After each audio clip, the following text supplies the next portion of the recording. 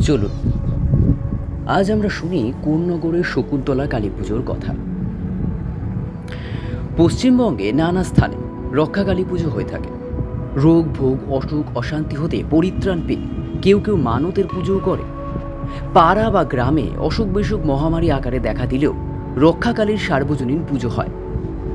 কিন্তু কোনো কোনো অঞ্চলে রক্ষাকালীর থান বা নির্দিষ্ট মন্দির রয়েছে এবং প্রাচীনকাল থেকে সেখানে দেবীর পুজো হয়ে আসছে।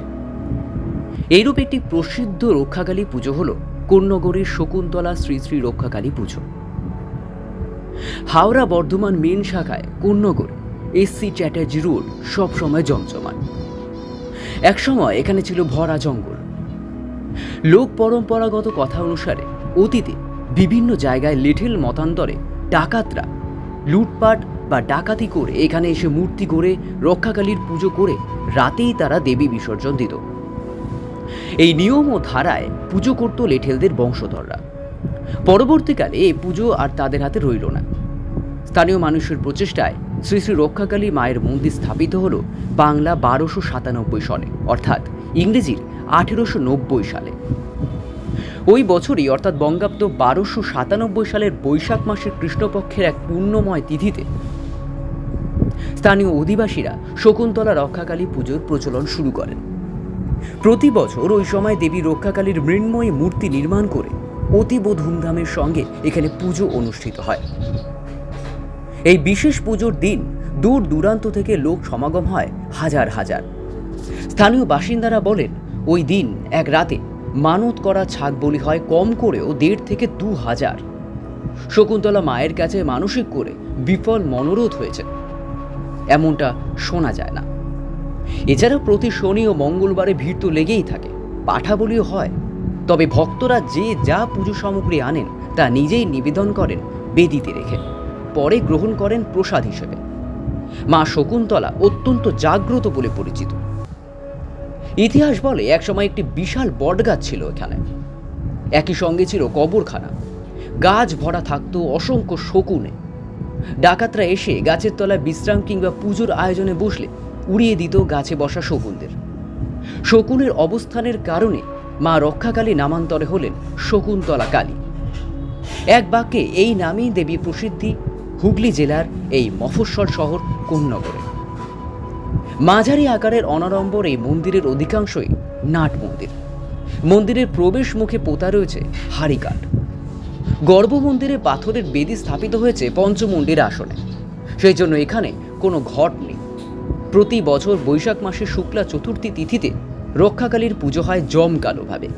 সূর্য অস্ত গেলে মন্দিরে বিগ্রহ এনে স্থাপন করা হয় পাথরের বেদিতে। পুজো হয়ে গেলে ভোরে সূর্যোদয়ের আগেই বিসর্জন দেওয়া হয় গঙ্গায়।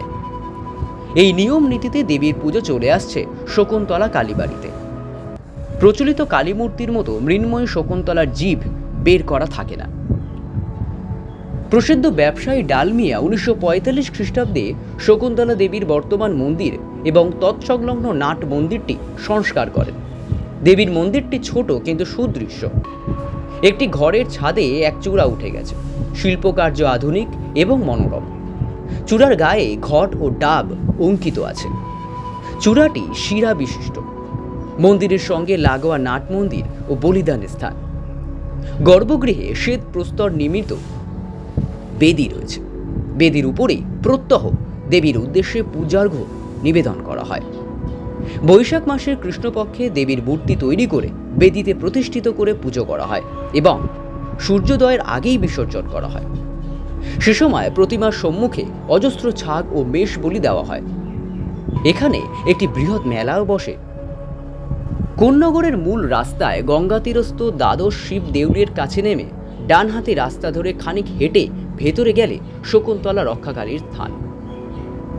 এছাড়া গঙ্গা তীরে প্রতিষ্ঠিত আছেন শ্মশানকালী, আনন্দময়ী, কৃষ্ণপ্রস্তর নির্মিত দক্ষিণাকালী বিগ্রহ।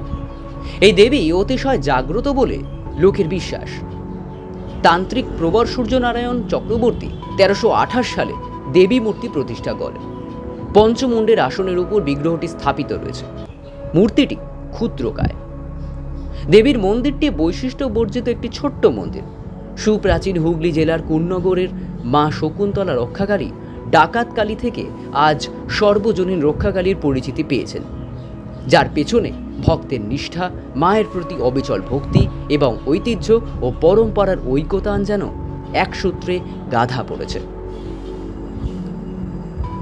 তথ্য ঋণ এবং কৃতজ্ঞতায় শিবশঙ্কর ভারতী ও দীপ্তিময় রায়। পোস্টের কপিরাইট শ্রী সেন মহাশয়। প্রচারে টিম মাতৃশক্তি। কণ্ঠে শুভজিৎ।